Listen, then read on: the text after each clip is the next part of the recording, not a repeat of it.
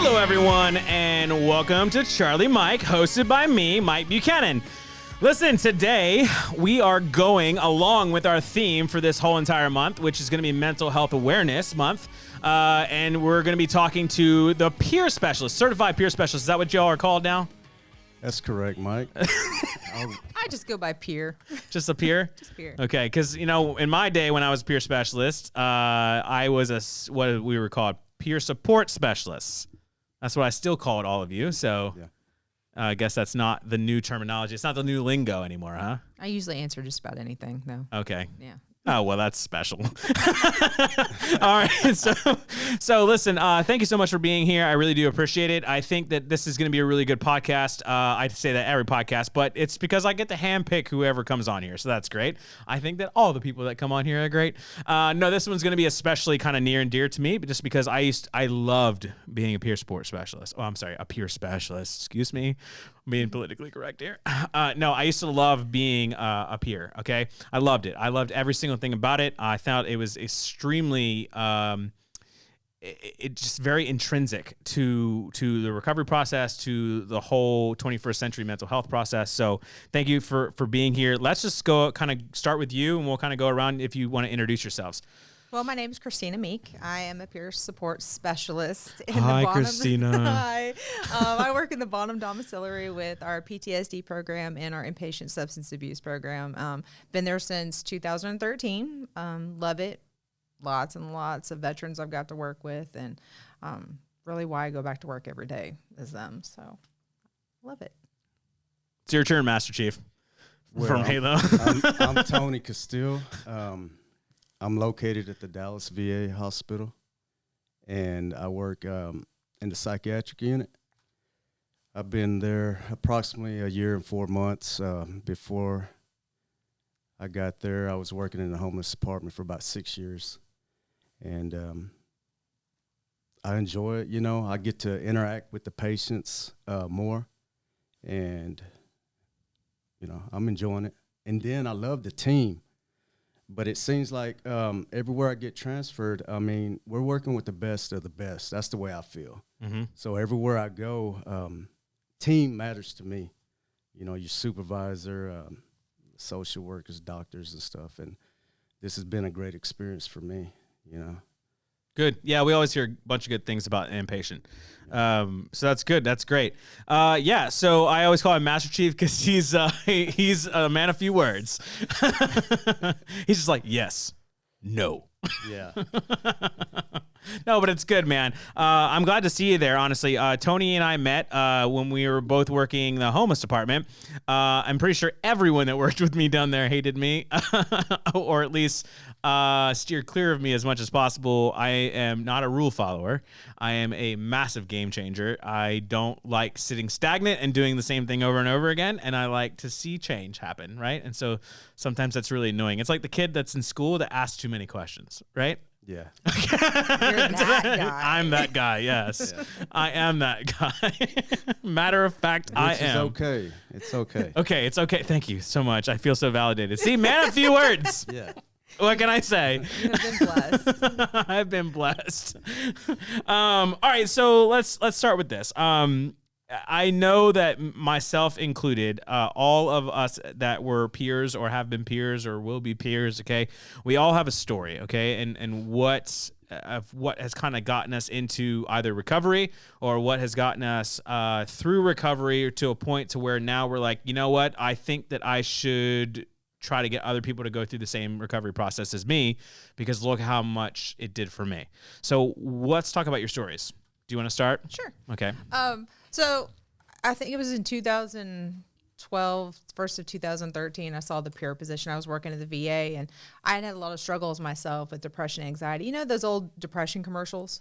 My husband would be like, that's you. And I'd be like, you know, lots of bad words came out of my mouth potentially. And so I had my struggles over the year, and then this position popped up and I was like, oh, that looks interesting. And Bonham's not very big, but we had 3 positions, and I was like, well, I'm just going to apply. I got my interview, and I was like, I'm sitting over there actually in the dom, and we call it the cactus room. Anyone who's been there knows it used to have these big glass cactuses, and it was so weird. And And I'm sitting there and I'm talking to a veteran who's actually come in the program. And he was telling me a story, and I'm in my mind going, what am I doing? Because I was just like, oh, okay. But I'd worked mental health before I ever came to the VA, and I always had that passion and loved it. And I knew for me, part of my journey was showing them in my recovery journey and showing others that I could do it. I loved working with veterans. I loved being a veteran. I'm married to a veteran. And I really wanted to just give that back. And it was one of the best decisions I've ever made. You know, my times that through my life, I'm, struggling, or I have those moments of struggles with just life in general. I know that I can go to work and I'm not alone, and I can share my story with these, guys and ladies, and they can take away, oh, well, if she can get up every morning when she's having nightmares or just a bad night or a bad day, and she's getting up and doing it, showing them, hey, you can. And for me, it's just been, I'm so thankful that I decided to make that decision to, okay, let's venture out, try something I wasn't sure if I'd be comfortable with. I definitely was not a public speaker or getting up in front of classes and teaching. And my husband could tell you, like, we used to work together before, and I had to teach, coming in a new employee, and it was horrible. Like, it was horrible. So it was overcoming some of my fears personally about my self-beliefs, and, it really helped build my self-confidence and things like that. So I wouldn't have ever changed a thing. And I hope that the things that I've overcome and the journey that I've been on will help the veterans that I'm working with every day. And, I feel blessed. Yeah. I mean, I think it's well said. For me, it was that whole, gave me a sense of purpose. Plus it also helps reinforce all the things that I was already trying to practice every day in my own life to kind of hold myself stable and steady. And so, talking to other veterans about that kind of stuff all day long, then it kind of reminds you, like, oh yeah, I just told this guy that probably he should get some more sleep, or I just told this guy that maybe he should take a moment to just breathe, or I just told this gal that, hey, she should do this, and I'm like, oh God, I can't be a hypocrite. I gotta go do this. I'm always like, I'm never right? gonna ask. Right? I tell them I'm never gonna ask you to do something I'm not willing to do myself. And I'm definitely gonna practice what I'm preaching, because I think that's vital for me to show them I'm doing what I'm telling you to do, and not being a hypocrite.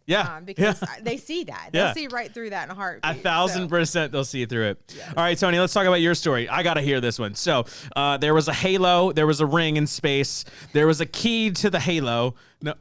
Okay. I'm kidding. I'm kidding. Okay, so actually, I didn't choose to be a peer. The job chose me. Ooh, and well said. What I mean by that is, I've been in recovery for 21 years, okay? So 13 of those, or 21 years, I've sponsored people in AA.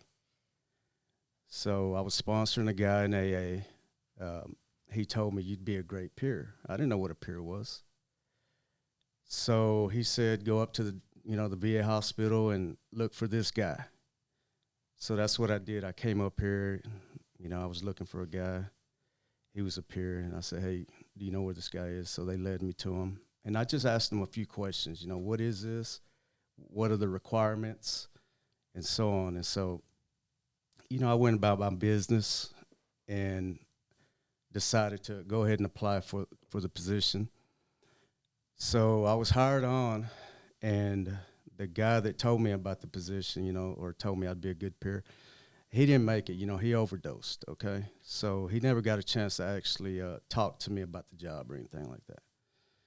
But as soon as I found out what it was, and I was already doing it as a sponsor, so a lot of things came natural. And then once I went to training, I learned some other things that made me a better peer. And so that's how I got here. And I always say, I didn't choose the job chose me. Yeah.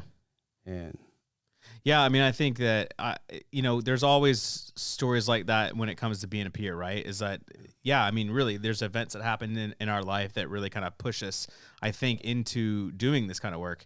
For me, it was personally when I was in inpatient therapy, right? We were going through a group one time, And I walked into the group for the very first time. Like I got in there at like midnight or something like that. You know, everybody was asleep. And then the very first day, no one knows me. No one knows who I am.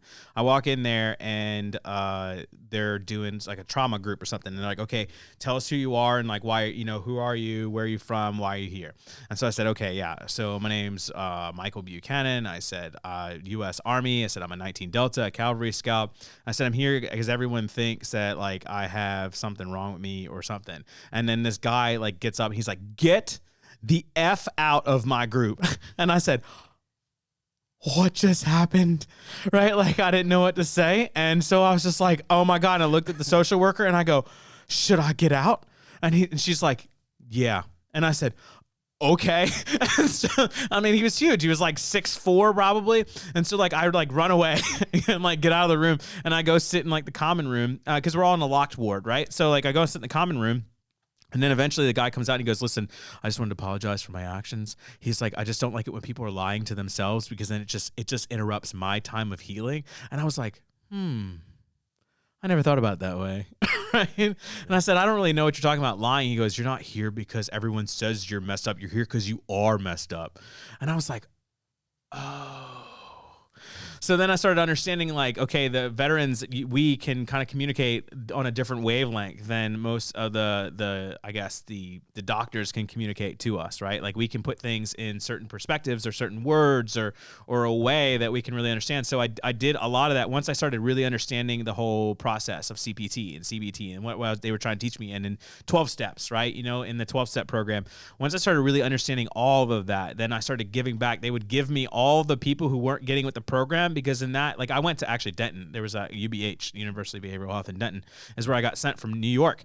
And so they basically, that program was so full and the waiting list was so long. They were like, you can either get with the program or you're going to get out. Right. And so they were like, they would put me with people to work with them and try to explain to them like why it was so important that they get on board. Right? And so I got really good at talking to other veterans and getting them on board with the whole program. And so I was like, maybe I should do this for like a living. Like maybe this would be a good idea. Right. But I think that we all kind of have our story of like where we started, right? Or where it kind of resonated or where it became our sense of purpose. Right. Would you agree with that? Would you agree with like a sense of purpose is kind of vital? Absolutely. Exactly. Right. Yeah. I mean, it becomes, it's like, okay, maybe it's just a thought or an idea or a whim or whatever, but then it becomes a sense of purpose. I do think that it's funny though. I'll tell you, this is a funny story. I'll tell you that when I interviewed, I was over at my mom's house at the time, right? When I interviewed for the position and the first interview she heard, because I interviewed like 3 people that day, 3 different VAs.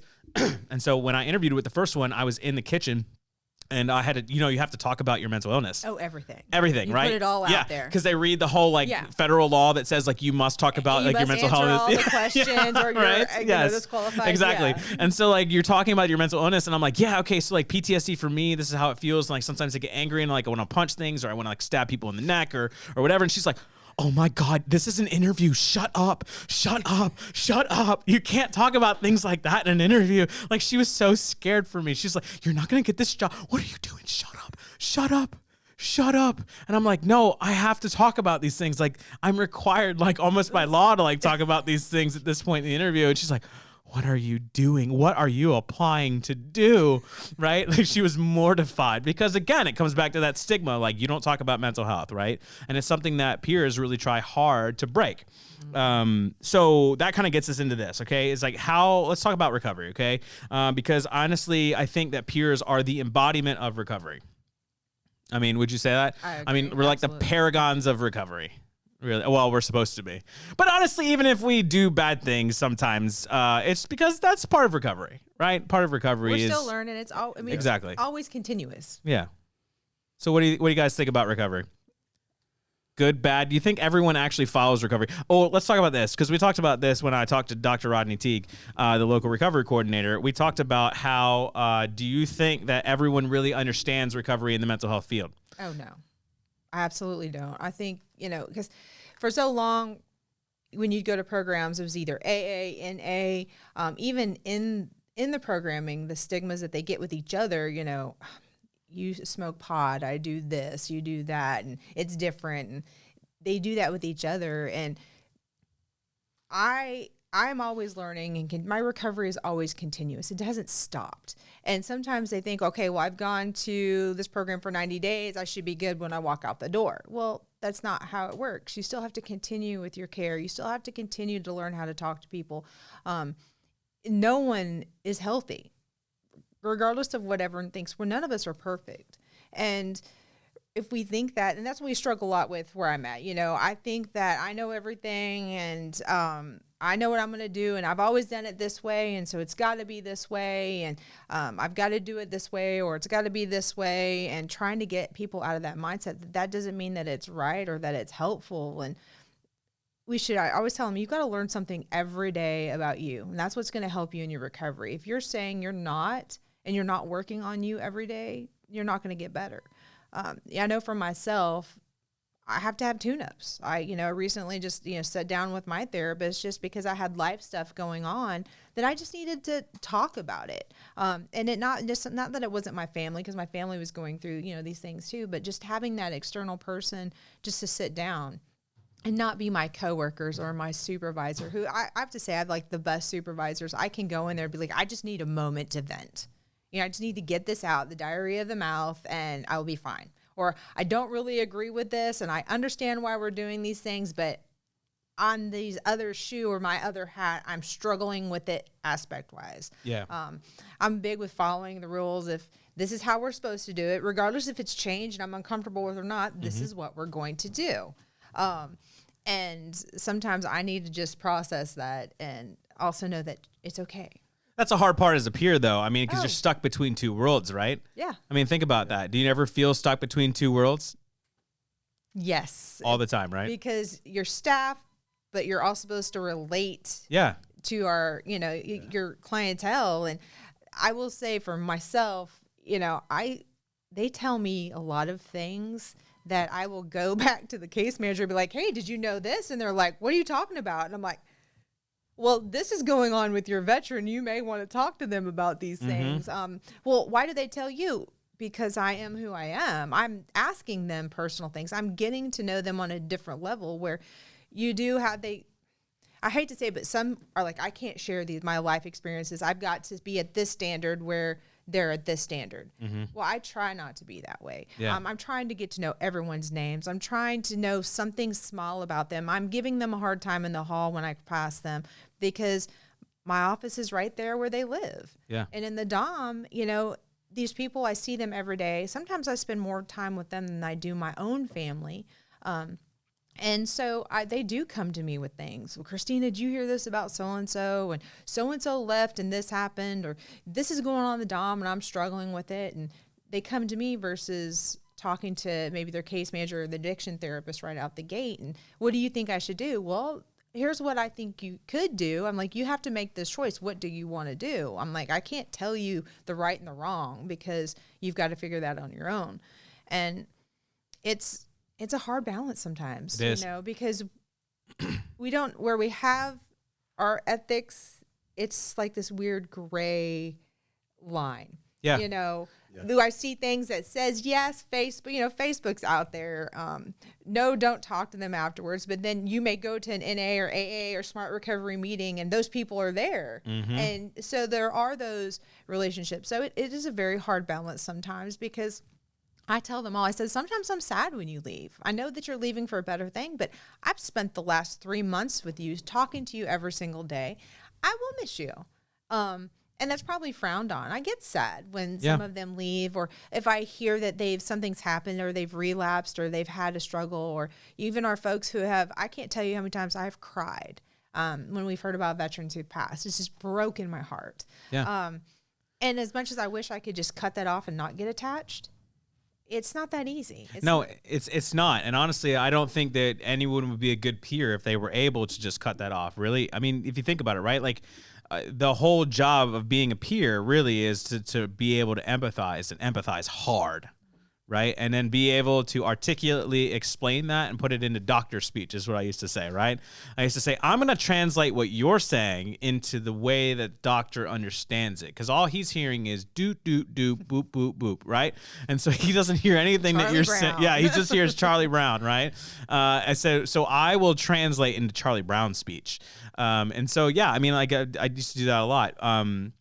But honestly, like Tony used to work with the homeless veterans. So, I mean, like that must have been a quite an experience though. I mean, and recovery is a huge part of getting better from getting off the street, which is the point because you did the homeless outreach. So you were working with the people on the street at the time, correct? That's correct. Yeah.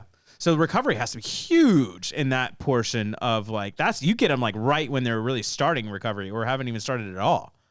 It is. And it can be very frustrating. One of the things I found difficult is to motivate somebody to want to change. For me, that's kind of tough. But going out, and searching for the guys and bringing them in, that was another experience for me, working in the homeless department. I really enjoyed it. But like I say, it's very difficult to try to motivate someone at that stage, and they're mentally. Once we're able to bring them in, then, it seems like they can move forward little by little. And normally whenever I'm in group and I start the group off, I always tell them, like, look, this is just the way I got sober. This is what I did. I'm gonna tell you, I'm gonna show you. But everybody is different. So it may be different for you. So what it looks like for me may be different for you. Mm-hmm. What you have to do is you have to find what works for you. And also, it's like, don't just focus on one, the mind. Focus on mind, body, and spirit.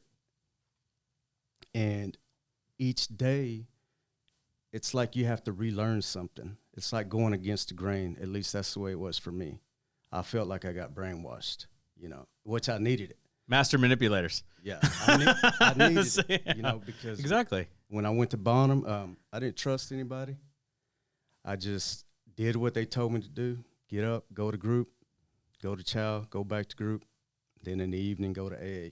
Mm-hmm. So I did that for about 3 or 4 months, But you're missing that linchpin, right? That really holds it all together. Yeah.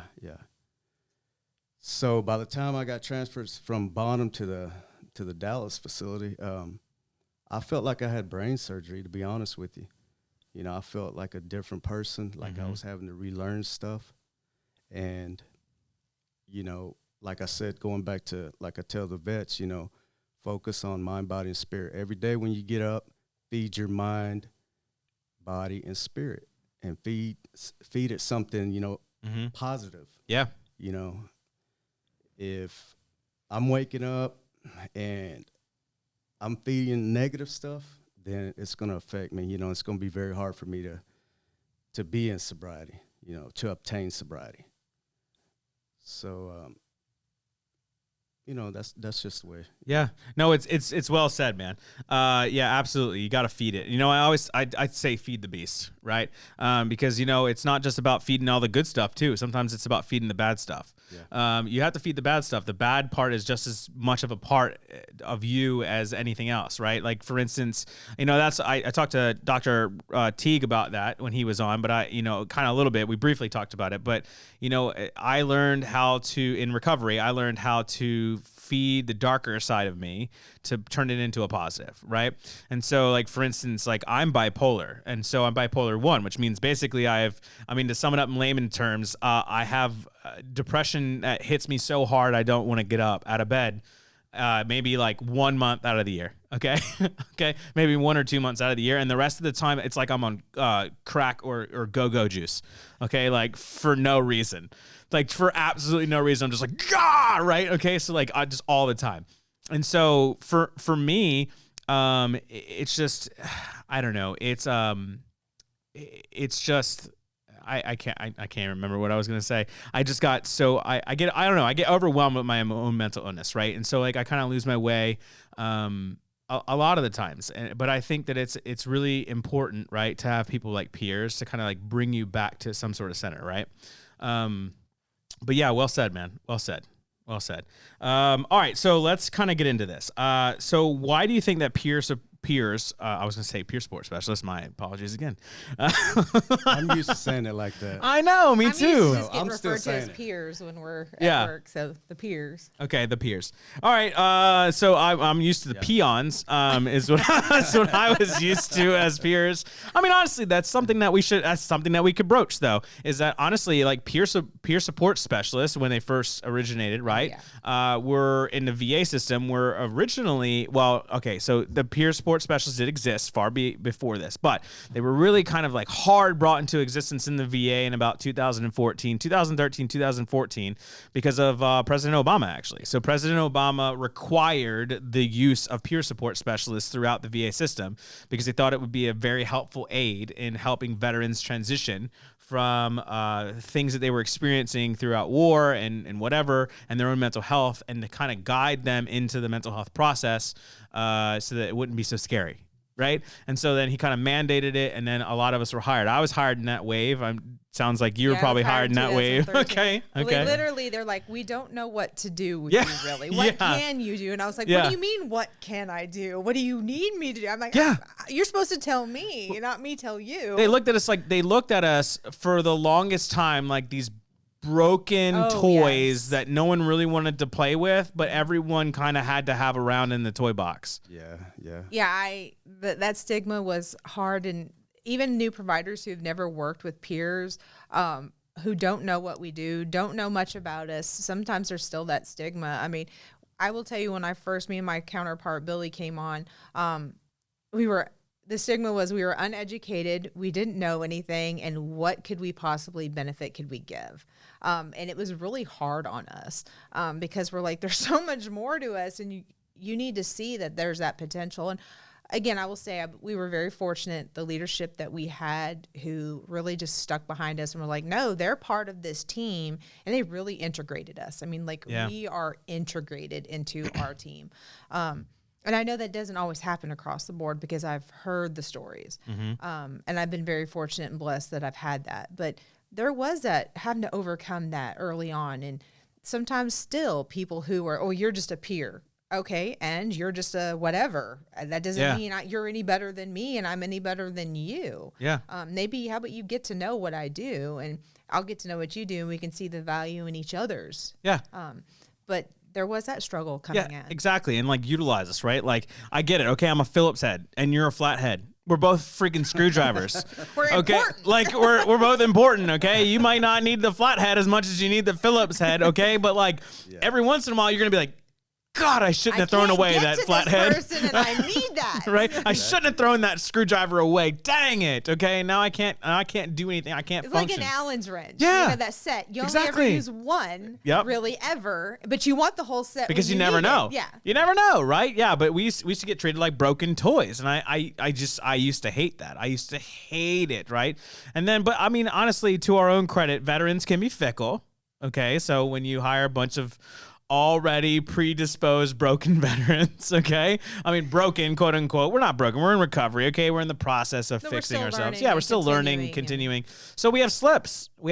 And so, like, you know, to their, I guess, credit, I could understand sometimes where we would almost put ourselves in that boat to where, like, you know, because we'd have like a peer who would like kind of like fall off the wagon, like fall real hard off the wagon, right? And then like kind of make a fool of themselves maybe. And then you're like, oh God. So you're like, okay, now I understand what you're talking about, but it's still not fair because you know, judge one by all. Yes, exactly. Because you're like, dang it, it's we're in recovery. It's not fair, okay? And so I hated that. It's like what I talked about, with Dr. Teague, where it was a whole stigma thing, right? And that's also like where you're like, hey, listen. You're going to say one thing as a provider, right? Like how often do you have providers that tell you like, no, we don't want to stigmatize. We don't want to like judge people by, you know, this and that and the other. And we really want to be really open and honest with them and things like that. I'm like, great. Why don't you do that ever? Like, that's just my question. And it's not me trying to be an a-hole. It's just me trying to be like, hey, Practice what you Practice what you preach. Yeah, right? Like, you're going to treat us like crap because we're peers. You think that we're broken people, but then you're going to tell us not to treat other people like broken people. I'm confused now. Like, now I'm really confused. Yeah, the supervisor I have right now, as a matter of fact, she told me when I was coming to the podcast, let me know when you're going to be there, because you're very important, you know. Yeah. And whenever she first told me that, it kind of caught me off guard. How do you take that, right? Yeah, and I was like, because me, the way I look at myself is I'm just a man in recovery. Mm-hmm. You know, I'm here to do a job, and to the best of my ability, you know, try to be humble. Yeah.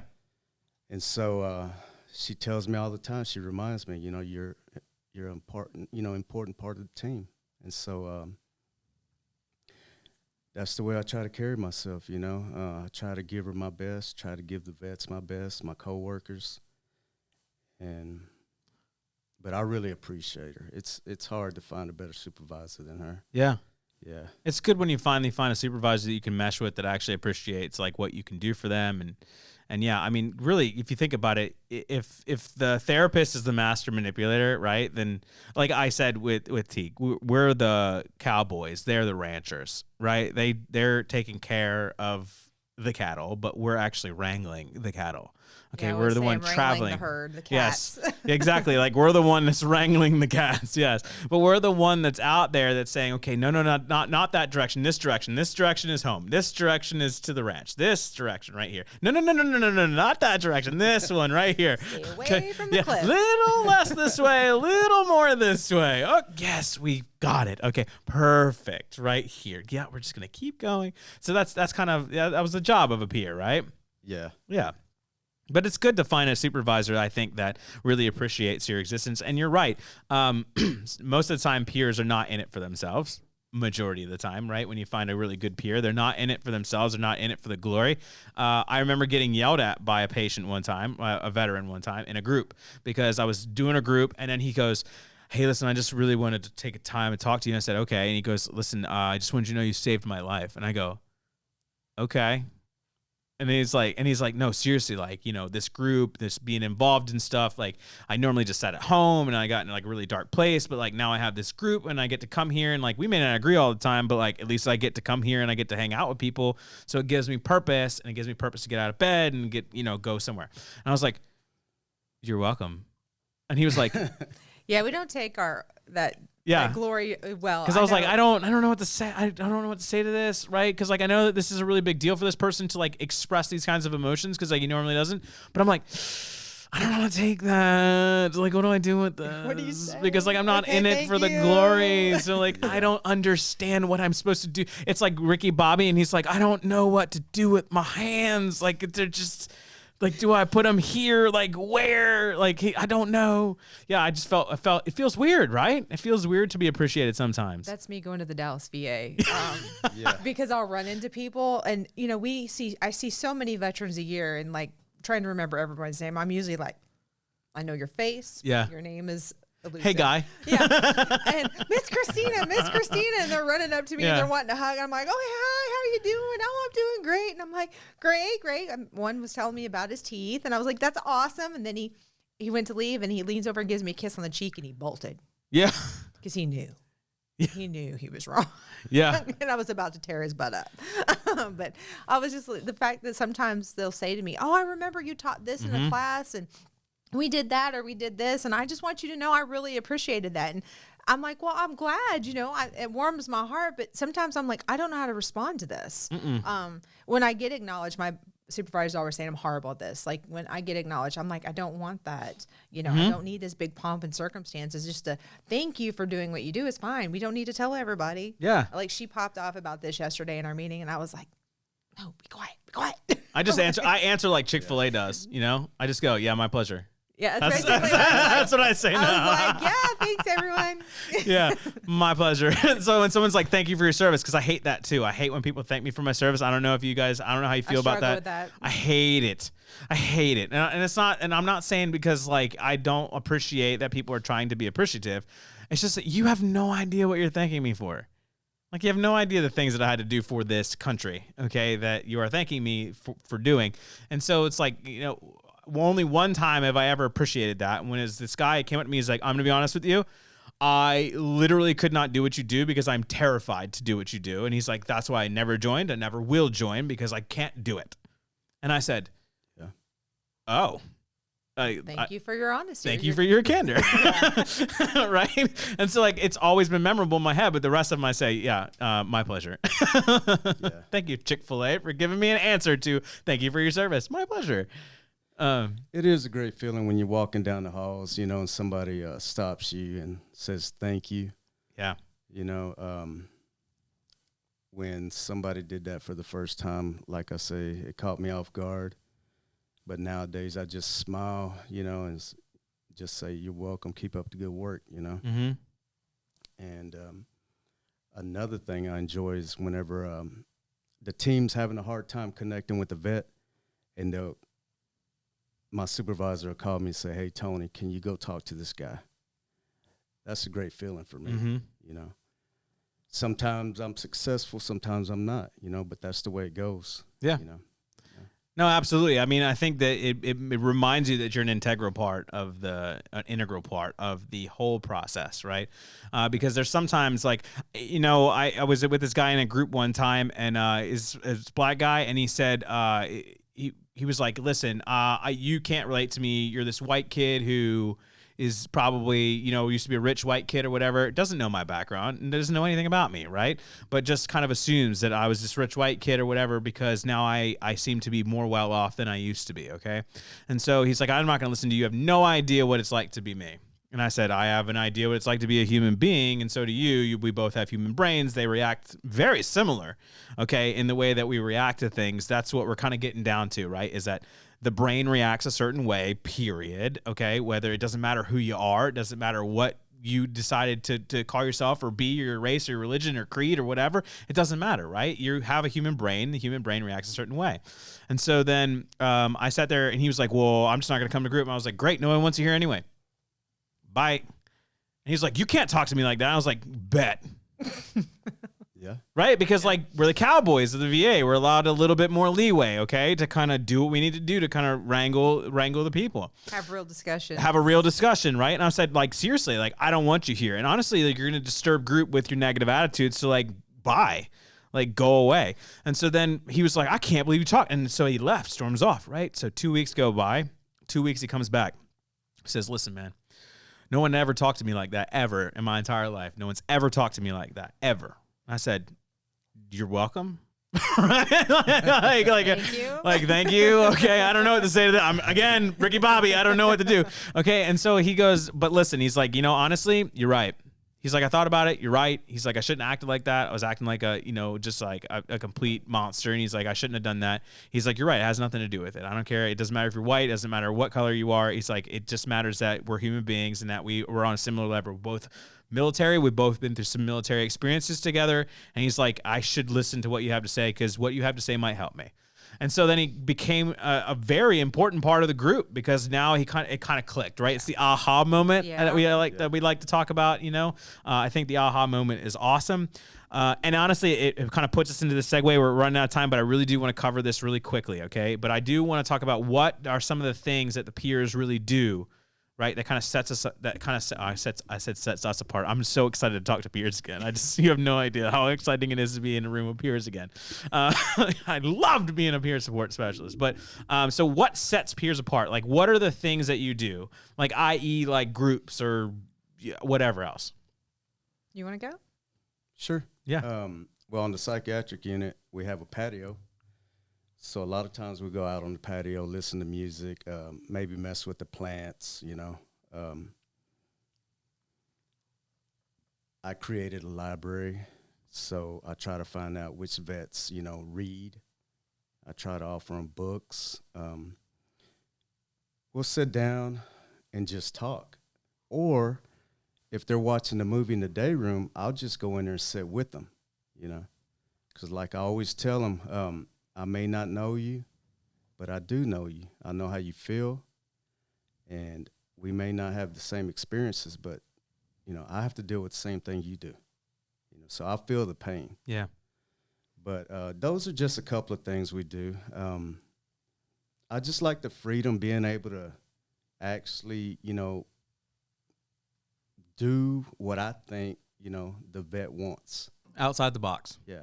It could be working on a puzzle. It could be playing chess, checkers. Mm-hmm. I just have to spend enough time with the individual to find out what they enjoy doing. Yeah. And that's always a question, like, what do you enjoy doing? You know? Yeah, I mean, when smoking was still legal at the VA, I used to tell people I used to do the most pure sport work in the smoke pit. Yeah. Right? I mean, think about it, right? Like, you're both doing something that you both enjoy doing, and you're doing it together, right? And then they would just come clean about a whole bunch of stuff. Well, listen, while I was up there, I didn't tell you this, but now that I'm smoking, I got time. And so, like, blah, blah, blah, blah, blah, blah, blah. I mean, it was just, it was like word vomit, right? And I'd be like, well, you should probably do this, this, and this. And then maybe you should come to group and actually tell people in group, well, yeah, maybe you're right. Okay, after the cigarette, we're going to go back up to group, and we're going to, like, so, like, cigarette bonding. Yeah, cigarette bonding, right? Yeah. So, like, what are some of the things that you're doing over there in the sticks? So, yeah, basically, because that's where you live, yeah. Well, I do a lot of skill building. I like to get them out of their comfort zones, do things. I do a lot of out of the box stuff. I say recently, in the last year, we've implemented the Veteran X program, which is a great class. It's them working together. I just basically sit there and provide candy, and they work through problems, and it's role played by one of the veterans in the program, and they love it. I will say I became a national trainer to do that. So I really have a passion for it. And our veterans, I mean, they just recently did a photo. They're working on posters to put up. So it's something different, and it gets them to look at everything in a different way. Kind of put them in the case manager and addiction therapist and all these other shoes. And a lot of times they take away things. They're like, I didn't think of it that way. Well, great. Now I need you to be open to thinking about these things that way. Skill building, I will tell you, last Friday, I had them all drawing with sidewalk chalk. I'm like, this is your only time you can legally vandalize. Yeah. But it was writing positive words of encouragement. It was a Good Friday. And I was like, regardless of whatever your background is, I said, I want positive things on this ground, because how many times have you walked by something and saw it and been like, man, I really needed that today. So I try to do things like that to get them out of their comfort zones and make them work together when they don't like to work together, and really just get them to think. I mean, I've done paper airplanes, which they act like the world is coming to an end over them making something as simple as a paper airplane until we finish the exercise. And like, oh, okay, I get what you did there. Like, yeah, it doesn't have to be about me lecturing you for 45 minutes. It can be, hey, let's do something different. And then let's have a real discussion about, okay, and I'll challenge them. Like, I'll be like, listen, I'm going to play devil's advocate really fast. I love that. That's my favorite position to play. I'm going to challenge your thought process on this. And I want you to think about, I said, I'm just giving you food for thought to think about, why do you feel like it's got to be that way or no way? Yeah. So I'm big on challenging and just getting them to do different things. And I always tell them, listen, there's no cookie cutter recovery process. You're here. You can take a little mindfulness, a little SMART, a little AA, a little NA. You can take something from everything to build your recovery, because yours is different than the person sitting next to you. It's not the same, just like your healthcare needs are not the same. I said, so you've got to figure out, what do you need to work on, and what is your why? Why are you here? What do you want to achieve in this time? I said, because I can cheerlead you all day long. I can walk down the hall. You got this. You're doing great. But at the end of the day, it doesn't matter what I say. Matters, what do you think? What do you want out of this? What do you want to achieve? And what are you willing to change? I always ask him, how much time did you spend? I said, how much energy would you say you spent in your addiction? Oh, it's, astronomical. I spent 150%, blah, blah, blah. The stories I've heard are crazy. I said, well, then why, when we get you here, are you only willing to spend 25%? Yeah, you're right. It's not cookie cutter, right? It's really not. And I used to tell people the same thing as a peer. I used to say, listen, you're playing poker with like just 5 cards, because you're like, okay, it's 5-card poker, so I only need 5 cards. No. Okay? Like, no, you're not giving yourself the best odds at all. There's 52 cards in the deck, okay? And you're playing with 5. Like, where are the other cards? And they're like, whoa, I don't need those. I just need 5. And you're like, no, that's not how this works. Yeah, you're like, no, that's not how this works. You're like, what if you have to discard? Oh, I didn't think about that. Yeah. Okay. Like, well, I mean, like you got to think about things like that. So you're right. It's not a cookie cutter process. You need as many avenues of approach as possible. You know, even for me, like I was never addicted to any substances, but I went to AA. I went to AA and NA.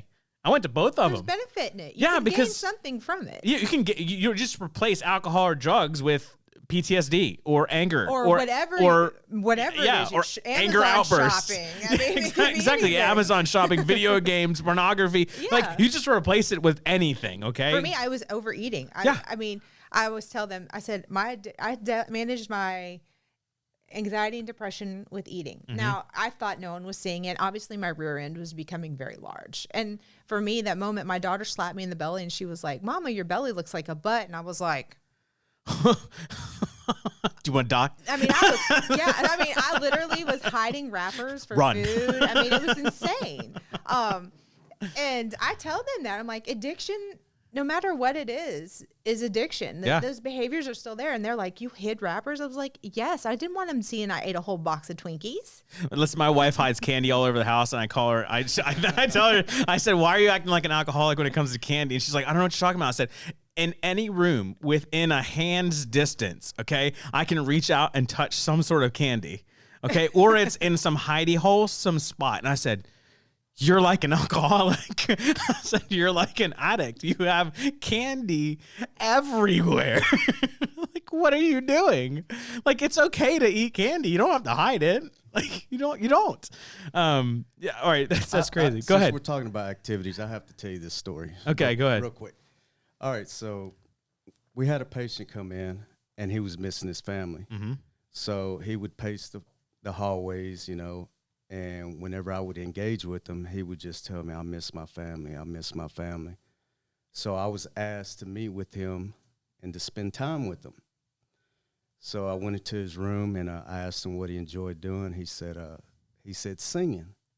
And I said, okay, well, you know, I can do karaoke, right? Okay. I didn't know that. Now I do. Well, I'm interested now. The Purple Rain is my number one song. Okay. If I walk into a facility and I'm going to need you to come to Bonham. We have karaoke. I'm so excited right now to learn this about him. Yeah. I just wanted you all to know that. Yeah, I can do Purple Rain. So anyway, I walk in there. He says, I love to sing. I love music. I said, okay, I'm going to let you sing, and then I'm going to sing. So I said, sing your song. So he started humming. So I'm wondering, okay, that's easy, you know? And so he's done. And so he's looking at me, and I said, okay, here we go. So I start singing Purple Rain. The door's open. So people at the nurse station, they're listening, right? Like, who is that? And so I'm singing Purple Rain. I'm all into it. And then from that point on, I could not shake this guy. He was on me, you know, daily, every day. Yeah. And it was hilarious because some of my coworkers came up to me and said, hey, man, I didn't know you could sing like that, you know. But I pull that out every now and then, Yeah. you know. Those hidden talents we have that they Yeah. don't all know. It's like our super squirrel. But it's again, it's like, you know, it all comes, I think, just to kind of, let's just encompass it all, right? What it really is that peer supports or peers, okay, in general, we're just being us. Like, we're literally just being who we really are, and we just happen to connect with everyone that we come into contact with because we're just being real and we're being honest. And I think that veterans and everyone that we come into contact with typically appreciate us being real and being honest about who we are and what we've been through. And I think that really is what encompasses being a peer, is being truthful, being honest with yourself, and being honest with everyone else around you of the things that you've experienced and the things that you're going to experience, right? Yeah. Would you say that's a pretty good summary? Absolutely. You are on it. Okay. Yes. All right, good. I mean, bullseye. All right, good. Listen, we are literally out of time. We were so far out of time that like I'm gonna hate myself forever editing this massive amounts of time. But no, I think honestly, like again, mental health is so important. It's extremely important. I couldn't spend more time on it. If I could, I would spend days on it because it's so important. Honestly, like if I wouldn't have gotten inpatient mental health help, I used to think it was the worst thing ever. But if I would have never done it, I wouldn't be here. Like I wouldn't have a wife. I wouldn't have a family anymore. I would have left them a long time ago.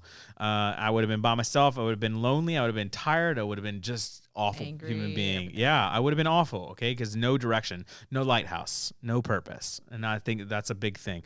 So, thank you so much for being on. Go ahead.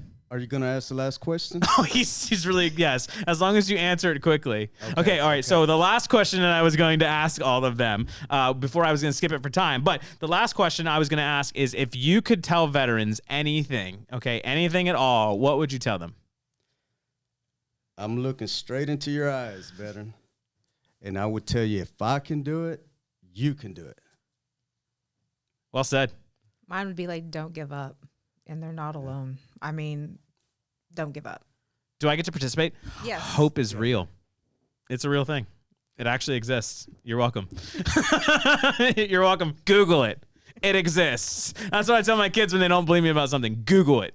Bet. Yeah. Okay. Hey, Mike, I just want to thank you again for inviting me. Oh, Yeah. yes. Thank you so much. Yeah, well, listen, it's been such a pleasure. Honestly, it was the funnest thing that I've ever gotten to do. It was the greatest honor I ever had in the entirety of the VA was to be a peer. So I couldn't do a mental health awareness month without having peers on the show. So thank you so much for taking time out of your day and taking time away from the veterans that you serve, honestly, because that's the big thing. Because I know like you had an event today too, right? Equestrian therapy. See, Yep. outside the box stuff, okay, that you had to come away from, that you got brought away from to come and be here to kind of spread the message and awareness of recovery and what you do. And I just thank you. I thank you guys so much for what you do. Thank you. One last thing. Yeah. Semper Fi, Marines. No, Oh, that gets cut out. no. Look at me right now in this camera. I will cut that out. Okay, don't worry, it'll get edited. It'll get bleeped. No, I haven't. Just Yeah, bleep it. yeah, I haven't learned how to bleep yet. So maybe that's a good practice. I'll learn how to bleep that. Okay. Yeah, we don't do that here. No. Right. It's okay. Okay, I'm just kidding. You guys can have your Semper Fi. Whatever. Oh, okay. Whatevs. All right. Well, listen, thank you guys so much. I really do appreciate it. That's all we got for you. So thank you again to my guests. And please follow us on Facebook, Instagram, Twitter. If you're watching us on YouTube, subscribe to us. I have like 30 subscribers. Also, comment down below. I will even accept mean comments. I just need comments. It's literally like any publicity is good publicity. Please comment down below. I'd love to hear from you. I do respond to all of them, by the way. And then other than that, listen, be on the lookout for more of our videos for this entire month with a mental health awareness month. We're also going to be talking to the chief of mental health at some point. So look for that. I'm sure I'm like looking around the room and everybody that's here. That's going to be interesting because they're not big fans of me, but we'll see how it goes. Anywho, always remember, no matter how bad things seem to be, just Charlie Mike. Don't tread on me, just let me be. I believe